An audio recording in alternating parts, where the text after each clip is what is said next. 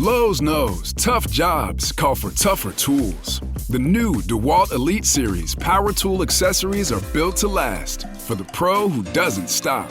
With precision fitment, durability, and impact resistance, finishing jobs faster has never been easier. Shop the new DeWalt Elite Series at an everyday low price exclusively at Lowe's. We help, you save. When it comes to home insurance, Geico works for you. And since I'm the Geico Gecko, I'm here working for you too. Hey, Gecko, can you record my voicemail greeting? No problemo. You've reached the amazing Rita. She's probably busy right now teaching music theory to neighborhood birds or telling a total stranger how they can bundle home and car insurance with Geico to get the discounts they deserve. But rest assured, she'll get back to you once she's done brightening her little corner of the world. Did that sound all right? Nailed it. No notes. Let Geico work for you. Get more with Geico. I do try to emphasize that technology can be a really great addition to what you're doing, and that they should look at it as this is an enabler to help them do more or have more time to do the work that they love, or be more engaged in the business that they wanted to start, and not be drowning in monotonous tasks. Because anything that's repeatable can be automated or sped up with AI. Step into the world of success with Your Brand Amplified, the ultimate podcast designed to unravel the intricacies of thriving businesses. I'm your host, Annika Jackson, and I'm on a mission to uncover the stories, strategies, and secrets that have propelled entrepreneurs and business leaders to success. I am thrilled to have Reed Hansen on the show because, Reed, you are a true small business success story.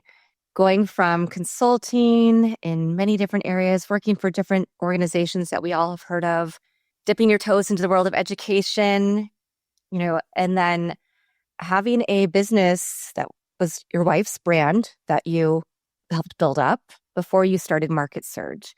So I'm giving just a little sneak peek because I want to hear you unpack a little bit of that for the Your Brand Amplified audience, and then we can get into all the fun stuff.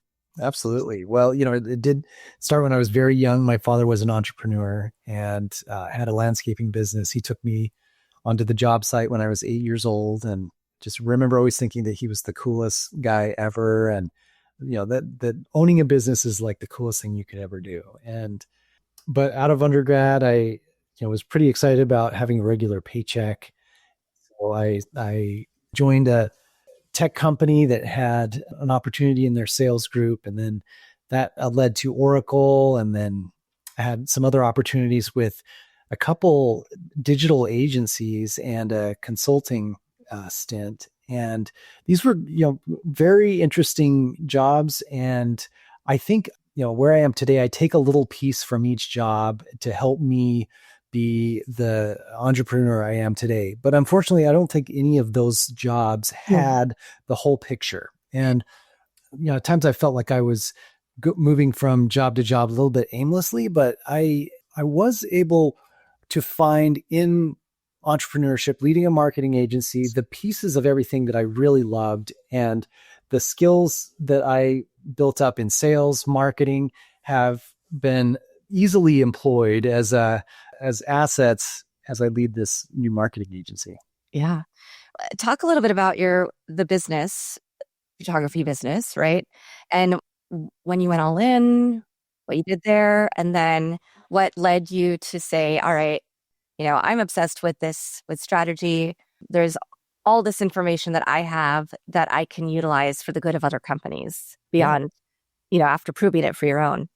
Absolutely. Well, so my wife has been a photographer for a long time, and, though she did all the work, I do take a little credit for helping give her the final push into renting a studio and doing, really expanding her business and making this a full-time venture.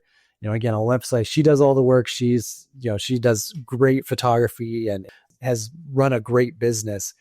I continue to support her from the sales and marketing and I would help her manage the content that she was creating and her social media accounts, and help her with some questions around pricing and managing her ads as well. So I was doing this in the evenings, and towards the end of my time where I was working at Northwestern University in sales and business development, I just continued to stay interested, and we found a tool that we could automate certain marketing processes through. And, this was a CRM platform that we worked with, a partner that helped build this out.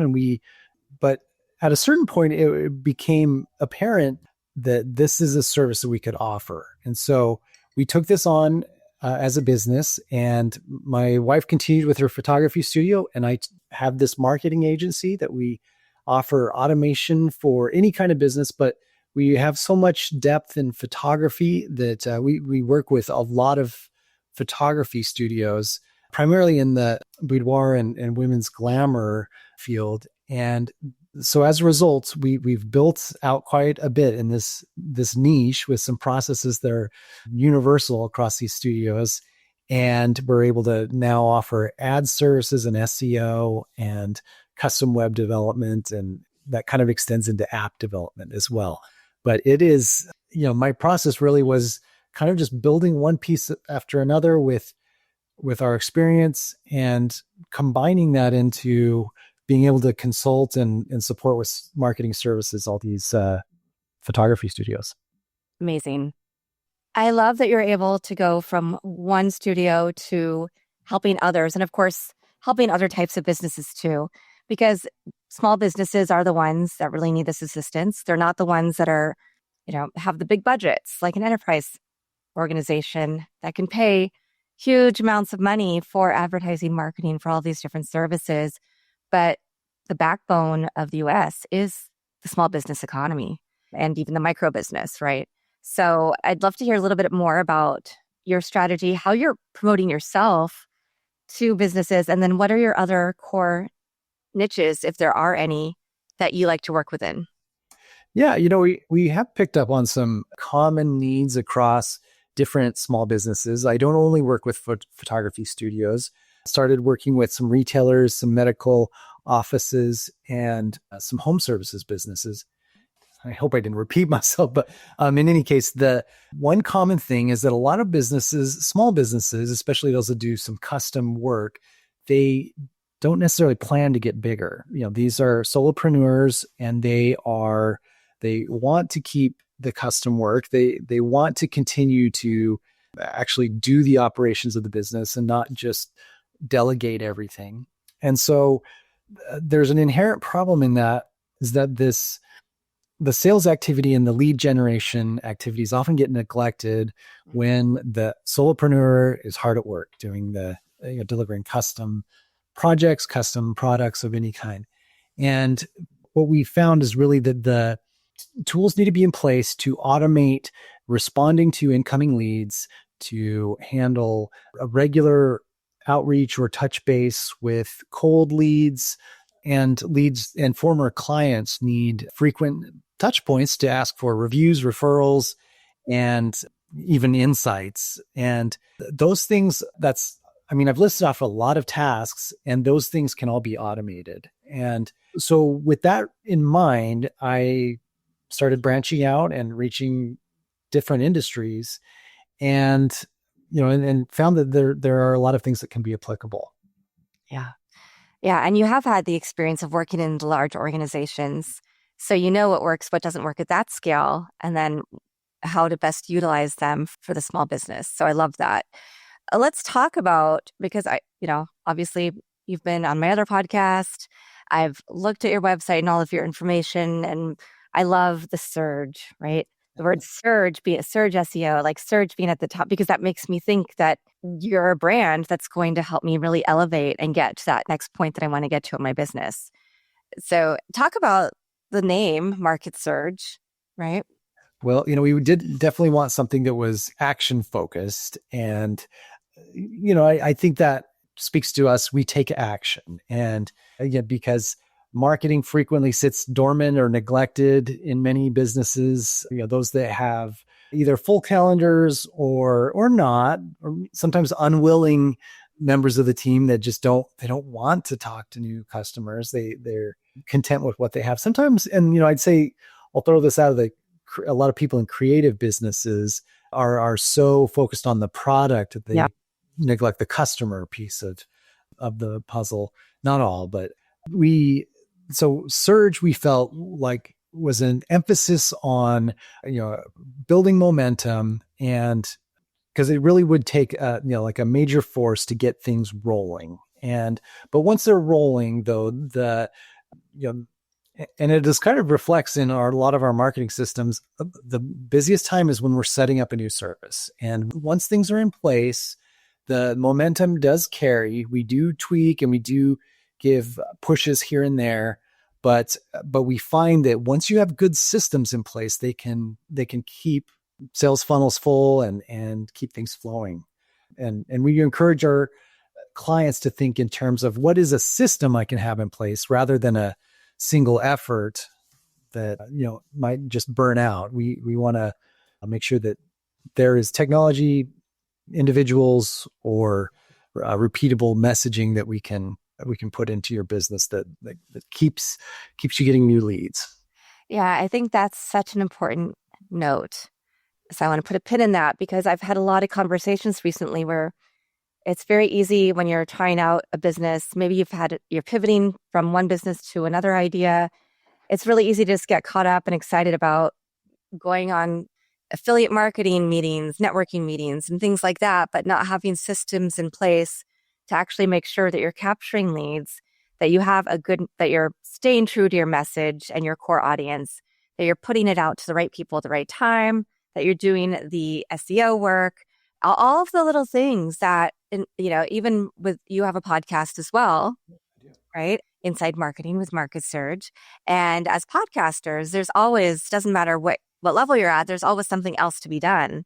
And so you have to think, okay, how do I build that system? Or is there an AI system, or is there a person I need to hire?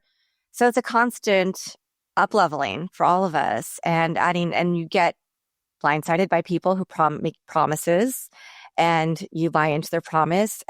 Maybe they were very successful once, twice, 3 times for a specific type of business. That doesn't mean it's a fit for you. And so I think those are some of the challenges I've seen still are prevalent in small business ecosystems.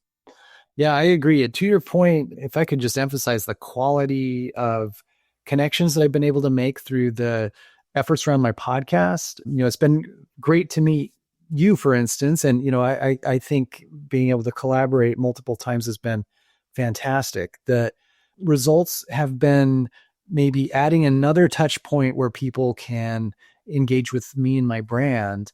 And, I think naively that I thought the first time I guested on somebody's podcast or put out a podcast that I'd get a flood of leads or huge numbers. And actually that didn't happen, but I kept at it. And what I was finding was that existing clients saw me as more authoritative. When I was sharing these videos in our weekly newsletter, they trusted me more. The kinds of questions that they had were more along the lines of like, well, what else can we do? Or what kind of strategies can I implement, rather than just the very basics of, tactical questions. Yeah.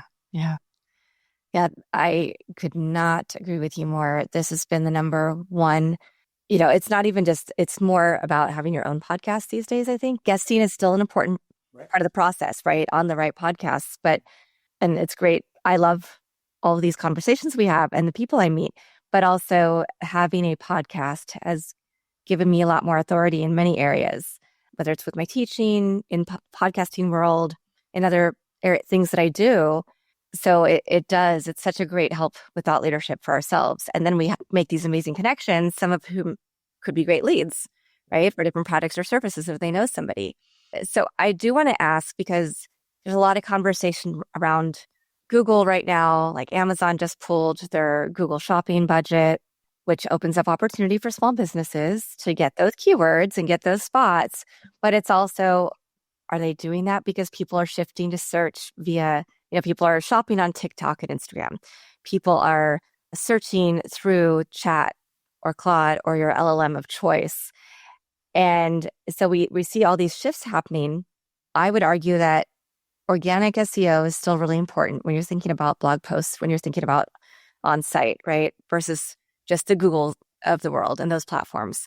But I'd love to hear from your expertise and what you're seeing, because I've just thrown out a whole bunch of stuff that I see going on peripherally, but as the insider, what do you see working? how do we set up frameworks for still having great SEO for our brands and helping cut through that clutter? Yeah. Well, no, great question. And I have this conversation a lot. A lot of people are both concerned and, totally in the dark about what is happening with search. Up until last year was very straightforward that any search you input, you would get a set of results, paid search results and organic. But recently the Google algorithm has added digests of answers to your question, just blocks of content, sometimes cited, sometimes not cited, that appear before the search. So in many cases, the search stops there, the question was answered, they don't go to a website. But when it does, the citations don't always match what was coming up in organic search. So, a little bit of a black box on what was coming up there. And of course, there's a whole separate issue of plagiarism and, is this ethical or whatnot? And I won't go there, but what I have noticed is that a greater priority needs to be placed on long tail keywords. And when content is crafted, the best way to do this is in terms of a framework is to think like, what question is this block of content answering? Whether it's a blog or a paragraph snippet that it exists on your website, what is this answering? Is this just, it used to be that you would try to put a keyword as many times on your website as possible. That was less effective. And then people would, embed it a little bit more elegantly into paragraphs. Now, where we're at is Google really does seem to prefer sites that have emphasized long tail keywords. They're longer phrases, and the paragraphs that answer the question that is the long tail phrase seem to be doing the best, both in the search and in the AI results when those are addressed. So your best chance is to look for very specific questions that people are asking and give the best answer to that. And so I think that the fundamentals are still there and we need to keep doing what you're doing, but just continue to emphasize long tail keywords and be deeper and deeper into the niche that you want to work in and make your content reflect that. Yeah. Okay. No, thank you. That's really helpful because the AI overviews, I don't know anybody who loves them. I know some people use them, right? But I also hear that it can be very frustrating because sometimes it takes away from the web traffic. Sometimes it gives you, still a ping. Your brand is mentioned. And maybe if you're lucky enough to be on Google page 1 after the AI overviews and after all of the sponsored posts, then you get 2, hits on page 1. But I think there's still so much that's changing and evolving. So knowing that there is a strategy that we can implement is fantastic. And really going back to the basics of like, what are people asking? What are their pain points? What do we solve for them? Right. Yeah. And, and I think that's a good fundamental that can extend to what you position as your offer as a business. Is this just an offer that, rhymes, or is this an offer that actually solves a problem and it solves the problem for the customers that I want to work with, rather than, just trying to be catchy or memorable. Yeah. Yeah. 100%. So talk about what other systems you see most often. And do people usually start, you obviously probably have a questionnaire, you have a discovery call so that you can find out what exactly they need. Is it always what they think they need coming in? Yeah, great question. I that is an interesting exercise because a lot of times I am introduced to folks and they say like, oh, I'd just like to have automated texting, or I want to be able to text from my computer, and but we have to go a few levels deeper. Like why, maybe the answer is, well, because it's more convenient than from my phone, or I want to use an office line. Okay, another level deeper, and you have to continue to ask those whys, and ultimately it probably should come down to I need to grow my business in an efficient manner that, or your scale, or take some time burden off my plate in order to grow.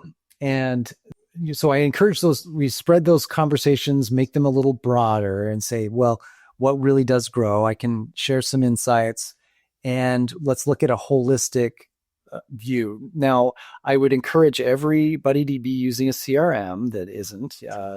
Too many people are using spreadsheets exclusively, a system of spreadsheets, one that links to another, that you're copying, pasting data from one to another. And CRM is a great hub that you can store a lot of data in different formats that that helps you manage long sales process, complicated sales process with all the documents you need. And it also gives you some tools to help track activity on your website or call activity and be able to push information out as needed. So I explain the value of the CRM, and then we talk about, well, are you getting enough leads coming in? And, does that mean ads management or SEO management, potentially print ads management? So there's a lot of tools you can use, but I think it's helpful to get the client to acknowledge that they're looking for growth at an efficient scale, and something that allows them to scale. Yeah.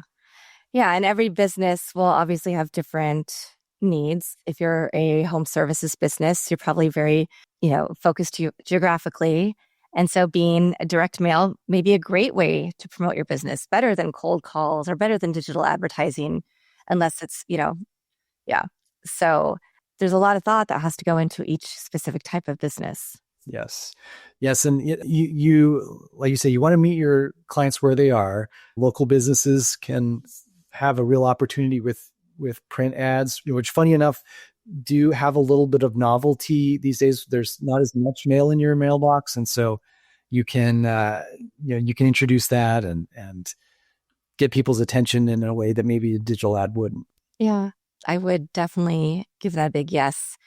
It's always it's funny because sometimes I just go through the mail and throw stuff out, and then other times I'm like, "Ooh, what's this?" Right. This is nice, and it can be fun to get mail, especially if it's maybe a little personalized or from a local organization. 100%. Exactly. Yeah.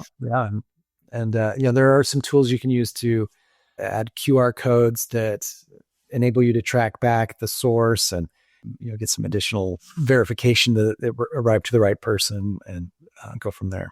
Nice. So when it comes to the CRM part and creating systems so that then you really know the best techniques and tactics and strategies to use, did you build your own? Do you have a preferred one that you like to use? Yeah. Well, so I've worked with several. We use the Go High Level platform, and we are able to apply our brand. So we call it the Market Surge CRM.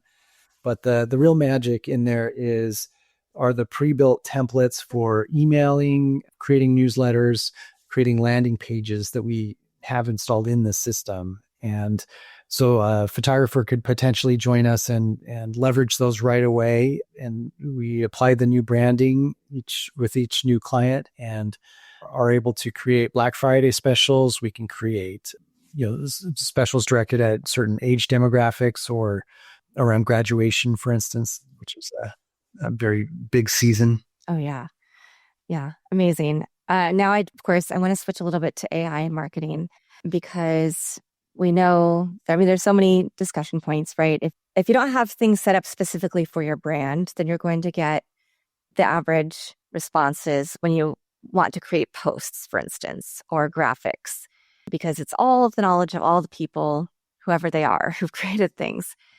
And so if you know how to create those systems, fantastic. But I think there's so many other ways and use cases than just create a graphic and create, a good caption for social media. So can you talk a little bit about how you're using AI in marketing, what you see performs the best?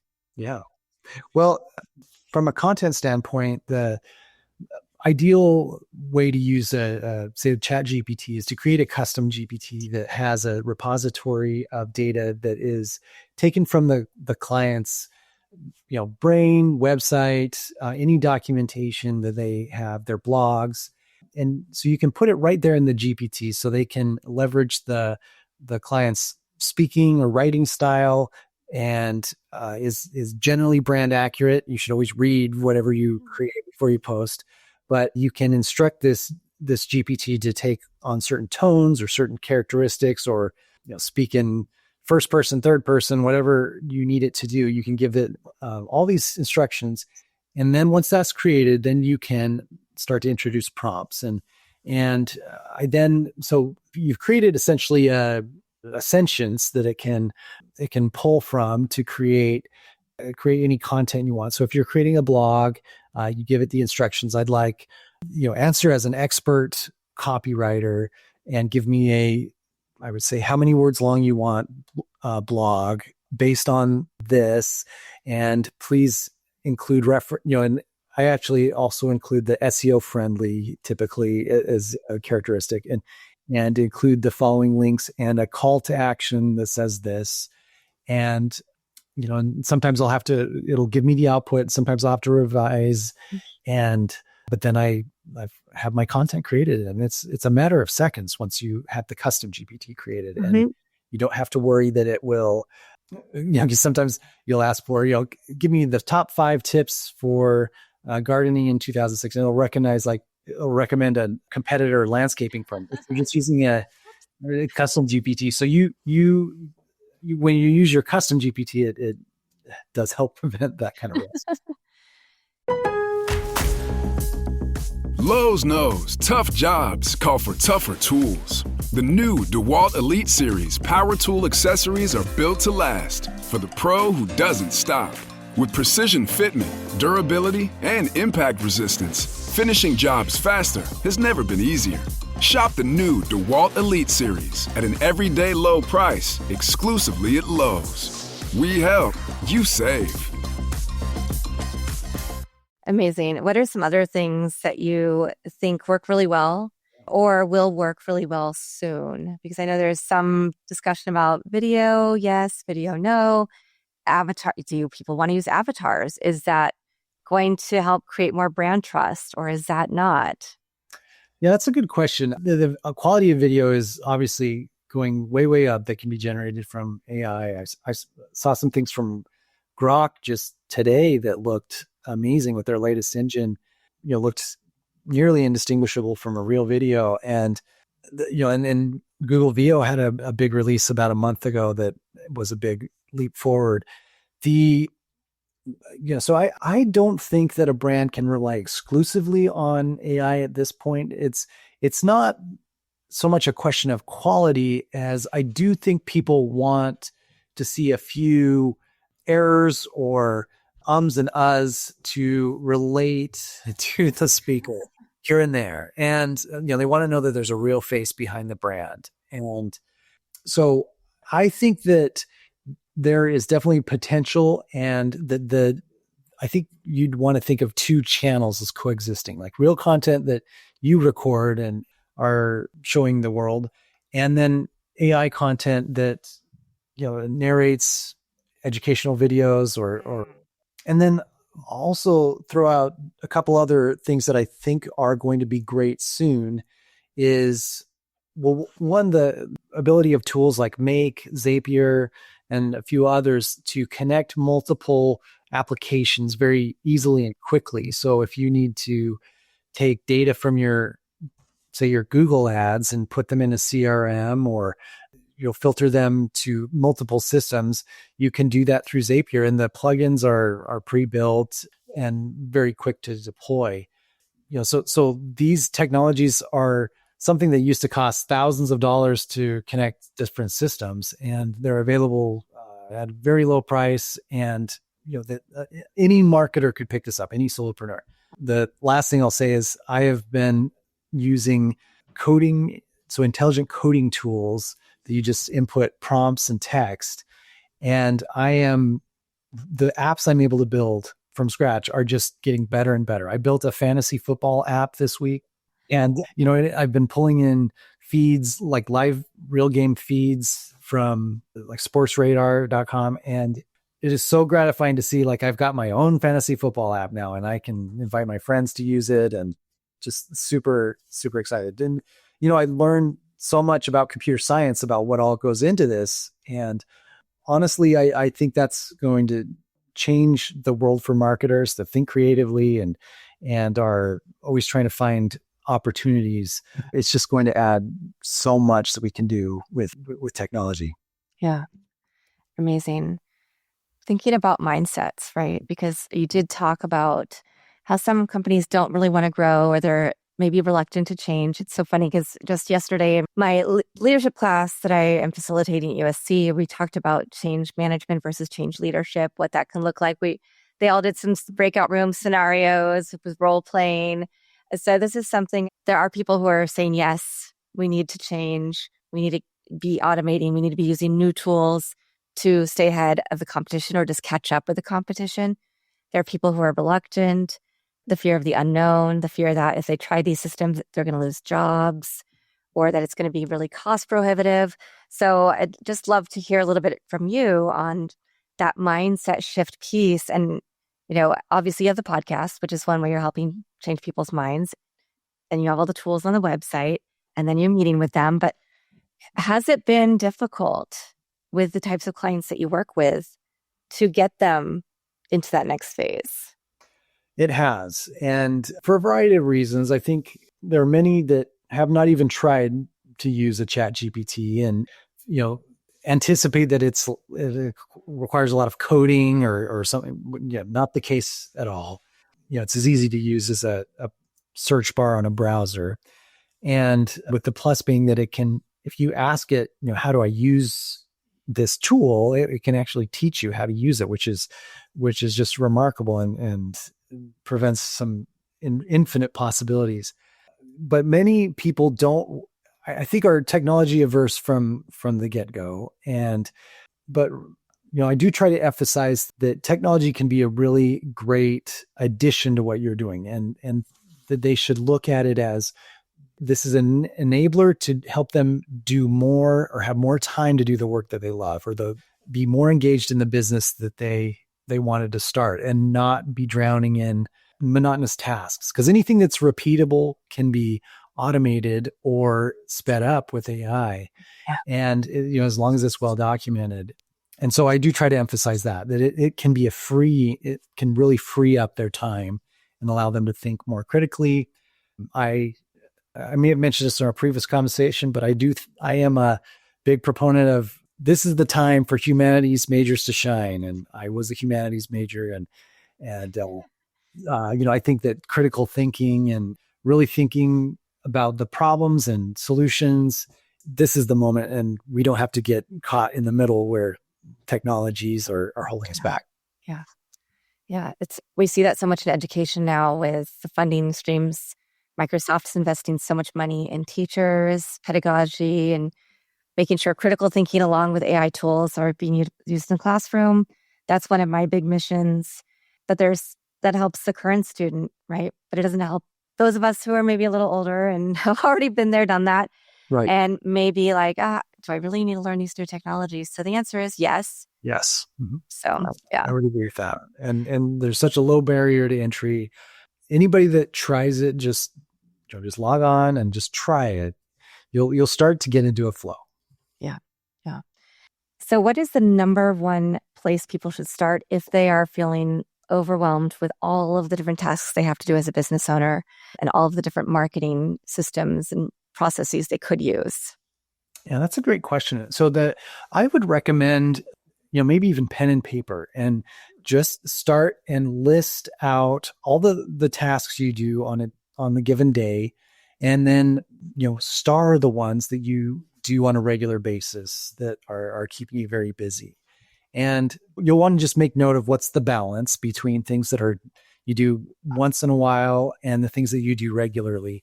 Anything that you identify is something that you do all the time, flip the page and write down every step on that, and look and see, is this an opportunity that either I could delegate it to a new employee or that it could be automated if only the systems could talk to each other.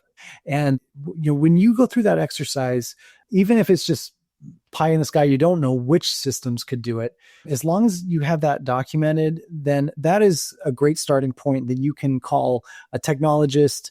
You can even plug that into ChatGPT and see, what are the possibilities for getting this off my plate and not consuming X percentage of my day, and allowing me to take the photos I love, or do the fun part of my job. Yeah. Such a great idea. I love pen and paper. It's funny because I bought a new, well, you're not going to be able to really see it, but I bought a new calendar so I can just journal on different days of things that I need to remember, have it in one place, things I might not want to lose digitally, right? So I love that, going back to the old school and just being able to just think and write and then ponder and then go to the tools. So yeah, thank you for that. Okay, so Reed, what is your special offer for Market Surge today? Well, absolutely. Well, I am really excited to be on, and I would offer a free website audit for SEO effectiveness for anybody that would like to, boost their organic search and their ranking in AI search as well. We'll go through your site with our tool and identify all the page's potential technical deficits and any keywords that are opportunities for you, and provide that report in full. And those are things so this is totally free and things that you can do yourself. But of course, if you need assistance, we offer those services as well. So I'm really happy to share that. Just visit us at marketsurge.io and you'll see a pop-up for that audit, and just sign up and we'll get you taken care of. Amazing. And do you have a favorite quote, mantra, verse, poem, family motto that you'd like to share with us today? I do. And it kind of got adopted in our family. So I have a wife and 2 teen daughters, and we do repeat this over and over to ourselves. Hansens can do hard things.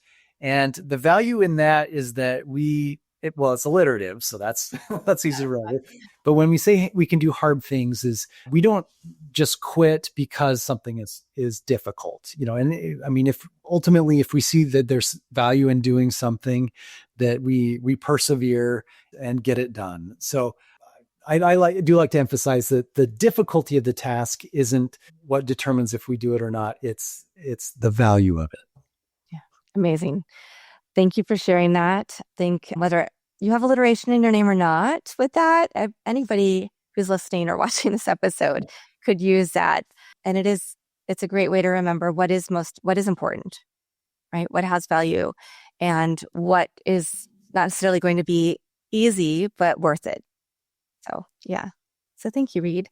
This has been a fun conversation. Thank you to everybody who's watching or listening to this episode. And I'm looking forward to being back with another amazing guest to share their story, their journey.